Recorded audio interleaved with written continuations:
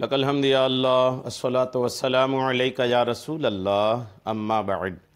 سلسلہ ہے ناظرین کے سوالوں کے جواب دینے کا۔ ہمارے ناظرین میں سے ایک انہوں نے سوال میں لکھا ہے کمنٹس کر کے کہ آخرت کی ترقی پانے کا، آخرت کی کامیابی پانے کا کیا طریقہ کار ہے، کیسے آخرت کی ترقی حاصل ہوگی، کیسے آخرت کی کامیابی حاصل ہوگی، یہ جاننا چاہتے ہیں۔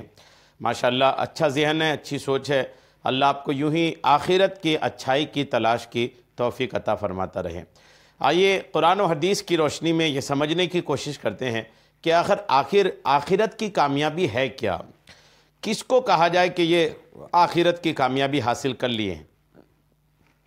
اللہ کریم کا قرآن پاک میں ارشاد ہے، قد افلح المؤمنون، یہ پارہ 18 کے سورہ مومنون کی آیت نمبر 1 سے 5 تک ہے۔ میں آپ کو ترجمہ سناتا ہوں۔ اللہ فرماتا ہے کہ بے شک ایمان والے کامیاب ہو گئے جو اپنی نماز میں خشوع و خضوع کرنے والے ہیں، اور وہ جو فضول بات سے منہ پھیرنے والے ہیں، اور وہ جو زکوٰۃ دینے کا کام کرنے والے ہیں، اور وہ جو اپنی شرم گاہوں کی حفاظت کرنے والے ہیں۔ اس آیت پاک میں اللہ کریم نے ایمان والوں کو بشارت دیا ہے کہ بے شک وہ اللہ تعالیٰ کے فضل سے اپنے مقصد میں کامیاب ہو گئے۔ اللہ کریم کے اس فرمان کے مطابق آخرت کی کامیابی کے لیے سب سے پہلی چیز تو ہے ایمان، اور ایمان والے جو ہیں وہ ہمیشہ کے لیے جنت میں داخل ہو کر الحمدللہ ہر ناپسندیدہ چیز سے نجات پا جائیں گے۔ یہ تفسیر کبیر میں لکھا ہے۔ سورہ مومنون کی ابتدائی یعنی شروعاتی 10 آیات کے بارے میں حضرت عمر ابن خطاب رضی اللہ تعالیٰ عنہ فرماتے ہیں کہ جب نبی کریم علیہ السلام پر وحی نازل ہوتی تو آپ کے چہرے اقدس کے پاس مکھیوں کی بھنبھناہٹ کی طرح آواز سنائی دیتی۔ ایک دن وحی نازل ہوئی تو ہم کچھ دیر ٹھہرے رہے۔ جب یہ کیفیت ختم ہوئی وحی نازل ہونے کی تو آقا کریم نے قبلہ رو ہو کر قبلہ کی طرف چہرہ کر کے ہاتھ اٹھائے اور دعا مانگی۔ اس کے بعد ارشاد فرمایا کہ مجھ پر قرآن کی 10 آیتیں نازل ہوئی ہیں، جس نے ان میں مذکور باتوں کو اپنایا وہ جنت میں داخل ہوگا۔ یعنی ایسی 10 آیتیں کہ جس میں ایسی باتوں کا بیان ہے کہ جو ان باتوں پہ عمل کرے گا وہ جنت میں داخل ہوگا۔ پھر آپ علیہ السلام نے یہی جو سورہ مومنون کی آیتیں میں نے پڑھ کے سنائی، یہی انہی سورت کی شروع کی 10 آیتیں اللہ کریم کے رسول نے پڑھ کے سنایا۔ یہ ترمذی شریف کے جلد 3 کی صفحہ 452 ہے۔ انہی آیات کے متعلق یزید بن بابنوس سے مروی ہے کہ ہم نے حضرت عائشہ صدیقہ سے عرض کی، اے ام المومنین، حضور پرنور علیہ السلام کے اخلاق کیسے تھے؟ تو ارشاد فرمایا کہ آقا کا اخلاق، آپ کا خلق قرآن تھا۔ پھر فرمایا کہ تم سورہ مومنون پڑھتے ہو تو پڑھو۔ چنانچہ ایک شخص نے شروع کی 10 آیتیں پڑھیں تو آقا کریم علیہ السلام کی ازواج مطہرات میں سے سیدہ عائشہ نے فرمایا کہ رسول اللہ کے اخلاق ایسے ہی تھے۔ جی ہاں۔ اچھا، کامیابی کی 2 قسمیں ہیں، ایک جزوی کامیابی، ایک دوسری کلی کامیابی۔ جزوی مطلب وہ کہ ایک حصہ کامیابی کا حاصل ہو، پوری کامیابی نہیں۔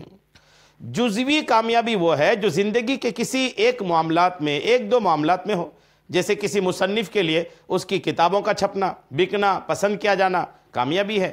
یوں ہی بزنس مین کے لیے کاروبار بڑھنا، پھیلنا، دوسرے شہروں میں شاخیں کھل جانا ایک بڑی کامیابی ہے۔ اسی طرح نوکری پیشہ کے لیے اچھی تنخواہ، اچھی مراعات، اچھا عہدے میں ترقی، تنخواہ میں اضافہ اور اچھی کارکردگی، ایوارڈ ملنا ایک مرغوب کامیابی ہے۔ اسی طرح کی تفصیل دینی معاملات کے اعتبار سے بھی ہو سکتی ہے۔ لیکن کامیابی کا ایک کلی مطلب پورے طور پر ایک جامع اور بلند تر معنی ہے جو حقیقت میں ہمارا مطلوب اور مقصود ہونا چاہیے۔ کامیابی کا وہ مفہوم بحیثیت انسان اور بطور مسلمان اس لیے حقیقی کامل اور اعلیٰ ہے کہ اس کا علم ہمیں اس علیم و خبیر ہستی نے دیا ہے جو ہم سے زیادہ ہمیں جاننے والا ہے۔ قرآن مجید میں اللہ فرماتا ہے جس نے پیدا کیا وہ نہیں جانتا، حالانکہ وہی ہر باریکی کو جاننے والا بڑا خبردار ہے۔ جی ہاں۔ اچھا، یہ کامیابی کا وسیع تر جو ہے، کامیابی کا سب سے بڑا معاملہ کیا ہے، کلی طور پر کیا کہا جائے گا کہ یہ کامیاب ہو گیا؟ تو آپ سنیے کہ کامیابی کلی طور پر حاصل تب ہوگی کہ جب خدا راضی ہو، آخرت میں نجات ملے، جہنم سے چھٹکارا اور جنت میں داخلہ حاصل ہو جائے۔ حقیقت یہ ہے کہ جب انسان رضائے الہی کو اپنا مقصود اصلی بنا کر کے کوشش کرتا ہے، اور وہ کوشش احکام خدا، ہدایات اسلام، تعلیمات شریعت، اتباع سنت کے مطابق ہوتی ہے، تو اس کے سارے ہی کام سیدھے ہو جاتے ہیں۔ مخلوق راضی، بیوی خوش، بچے فرما بردار، ذہن پرسکون، رزق میں قناعت نصیب ہو جاتی ہے۔ نبی کریم علیہ السلام کا اس کے متعلق ایک بہت خوبصورت فرمان ہے کہ اسود بن یزید نے روایت کیا کہ حضرت عبداللہ ابن مسعود نے کہا کہ میں نے تمہارے محترم نبی کریم کو فرماتے ہوئے سنا کہ جس نے اپنے سارے غموں کو آخرت کا غم بنا لیا تو اللہ تعالیٰ اس کی دنیا کے غم کے لیے کافی ہے۔ یہ کامیابی ہے، دنیا کے سارے غم کو آخرت کا غم بنا لیں تو دنیا کے سارے غم کے لیے اس کے اللہ کافی ہے۔ اور جو دنیاوی معاملات کے غموں اور پریشانیوں میں الجھا رہا تو اللہ تعالیٰ کو اس کی کوئی پرواہ نہیں کہ وہ کس وادی میں ہلاک ہوا۔ جی ہاں، آخرت کی پرواہ کرنا یہی آخرت کی کامیابی ہے۔ اگر آخرت کی پرواہ نہیں ہے تو آخرت کی کامیابی حاصل نہیں ہوگی۔ اللہ کریم ہم سب کو دنیا اور آخرت کی کامیابیاں عطا فرمائے۔ اگر آپ یہ پتہ کرنا چاہتے ہیں تو آپ سورہ مومنون اٹھائیں اور 18ویں پارے میں ہے، 1 سے لے کر 10 تک یہ آیتوں کی تلاوت کریں اور اس کا معنی سمجھیں، اس کی تفسیر سمجھیں، آپ کو مل جائے گا کہ آخرت کی حقیقت میں کامیابی کیا ہے۔ اللہ کریم ہم سب کو عمل کی توفیق عطا فرمائے۔ آمین بجاہ النبی الامین صلی اللہ تعالی علیہ وسلم۔